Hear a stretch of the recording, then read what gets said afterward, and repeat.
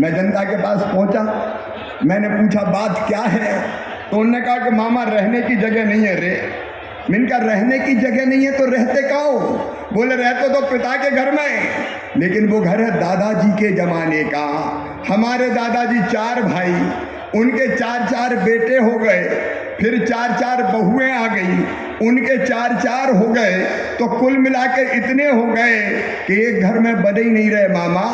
हालत ये है कि बारी बारी से सोते हैं। 10 से 12 बजे तक तुम सो, 12 से 2 बजे तक ये सोएगा, 2 से 4 बजे तक ये सोएगा। तो मुझे उन्होंने कहा ऐसी व्यवस्था कर दो कि हमें भी कहीं जमीन का टुकड़ा मिल जाए और वहाँ अपना घर बना के रहने लगे।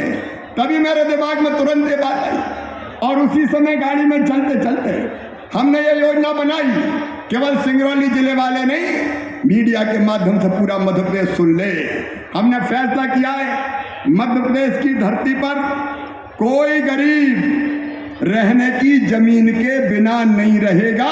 हर गरीब को प्लाट दिए जाएंगे, फ्री में प्लाट, निःशुल्क प्लाट दिए जाएंगे। मैं आपको पूछना चाहता हूं बहनों और भाइयों, बताओ सबके पास रहने की जमीन होना चाहिए कि नहीं? ऐसे नहीं, जोर से बताओ, होना चाहिए कि नहीं? होना चाहिए। भगवान ये धरती सबके लिए बनाई भाई, गरीब के लिए भी ये धरती है। ये जल, ये जमीन, ये जंगल, ये हवा, ये खुला आसमान, ये पेड़ पौधे, ये फूल, ये फल, ये अनाज, सबके लिए भगवान ने बनाया। इंसान ने अपनी दुनिया अलग बना ली, कोई अमीर बन गया, कोई गरीब रह गया। आज मैं कहना चाहता हूँ, कांग्रेस की सरकार में गरीब भगवान के भरोसे था, लेकिन आज भारतीय जनता पार्टी की सरकार में जल, जमीन और जंगल का मालिक गरीब बनाया जा रहा है। जल, जमीन, जंगल का मालिक बना रहे हैं। मैं भावपूर्ण शब्दों में आपसे कह रहा हूँ, आप बताओ अगर कोई के पास जमीन नहीं है रहने की, उसकी जिंदगी कैसे कटती होंगी, उसकी, उसके परिवार की, उसके बच्चों की। कई जगह वो किसी दूसरे की जमीन पर रहते थे तो दादागिरी होती थी, हमारी बात मान और नहीं तो चल भग, ये जमीन तो मेरी है। सुनो गरीब बहनों और भाइयों, मध्य प्रदेश की धरती पर, पूरे मध्य प्रदेश में कोई गरीब जमीन के बिना नहीं रहेगा। एक तरफ जब हम उद्योगों के लिए जमीन देते हैं तो गरीबों को जमीन क्यों नहीं देंगे? आज 421 एकड़ जमीन सिंगरौली के गरीबों को बांटी जा रही है और केवल सिंगरौली में नहीं बटेगी, पूरे मध्य प्रदेश में बटेगी। सरकारी मिलेगी तो सरकारी बांटूंगा और सरकारी नहीं मिली तो खरीद के दूंगा, लेकिन कोई गरीब जमीन के बिना नहीं रहेगा।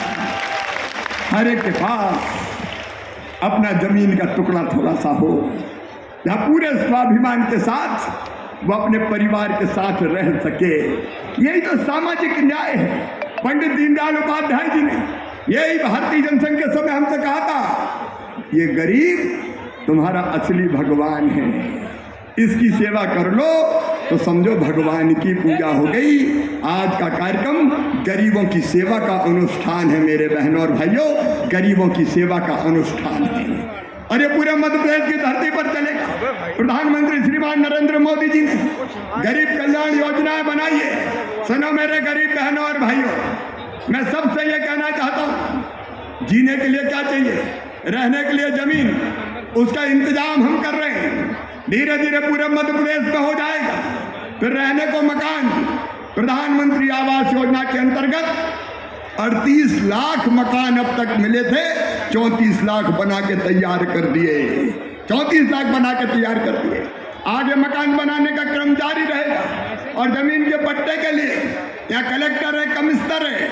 मैं कह रहा हूँ केवल ग्रामीण क्षेत्र में नहीं, शहरी क्षेत्र में भी अगर कोई गरीब रह गया हो, शहरी क्षेत्र में भी, तो उसको भी या तो हम पट्टा देंगे जमीन का या मल्टी स्टोरी बिल्डिंग बना के रहने के मकान की व्यवस्था करेंगे। कोई बिना छत के नहीं रहेगा। राशन हो गया प्रधानमंत्री गरीब कल्याण योजना का, मकान जमीन हो गई। और तीसरी चीज मैं कहना चाहता हूँ, मुझे कहते हुए गर्व है, मध्य प्रदेश की धरती पर एक तरफ जब हम सीएम राज स्कूल खोल रहे हैं, आज सीएम राज स्कूल भी हमने खोले, आज फ्लाईओवर भी बन रहे, आपने सुना में विस्तार में नहीं जा रहा। वहीं दूसरी तरफ चाहे गरीब हो चाहे मध्यम वर्गीय हो, आप ध्यान से सुन लेना मेरी बात, और किसी जाति और समाज का हो, वो एससी हो, वो एसटी हो, वो ओबीसी हो या वो सामान्य वर्ग का हो, मेरे बेटा बेटियों चिंता पढ़ाई की मत करना। क्योंकि जितने भी पढ़ने में तेज है मेरे बच्चे, मेधावी है मेरे बच्चे, उनकी फीस चाहे मेडिकल कॉलेज की हो, चाहे इंजीनियरिंग कॉलेज की हो, चाहे अन्य कॉलेज की हो, मैं जानता हूं अगर मेडिकल कॉलेज में एडमिशन हो गया और प्राइवेट में हो गया तो फीस कितनी होती है पता है? 8 लाख 10 लाख रुपया साल। तो बताओ गरीब हो, किसान हो, मध्यम वर्गीय हो, वो फीस भरवा सकता है क्या? ऐसे नहीं, जोर से बताओ, भरवा सकता है क्या? तो उसकी फीस कौन भरवाएगा? अरे कौन भरवाएगा? तो उसकी फीस मम्मी पापा नहीं भरवाएंगे, मामा शिवराज सिंह चौहान भरवाएगा, भारतीय जनता पार्टी की सरकार भरवाएगी। और ये मैं केवल कह नहीं रहा, 2.5 लाख बच्चों की फीस भर रहे हैं भाई, मेडिकल कॉलेज की, इंजीनियरिंग कॉलेज की, IIT की, IIM की, और केवल देश में नहीं विदेशों में भी फीस भर रहे हैं। एक बच्चे की 64 लाख फीस हमने भरी। जो प्रतिभा का धनी है और जिसके परिवार की आमदनी 8 लाख रुपए तक है, 8 लाख रुपए से ज्यादा अमीर होता है, मैं उसकी बात नहीं करता। 8 लाख रुपए तक की जिनकी फीस है, 8 लाख रुपए तक की जिनकी आय है, उनकी फीस भरी जाएगी। तो तुम तो पढ़ना रे भांजे भांजियों, चिंता की जरूरत नहीं है। तुम जानते हो 12वीं में अगर 75% नंबर लाए तो मामा क्या दिलवाता है? क्या दिलवाता है? लैपटॉप दिलवाता है।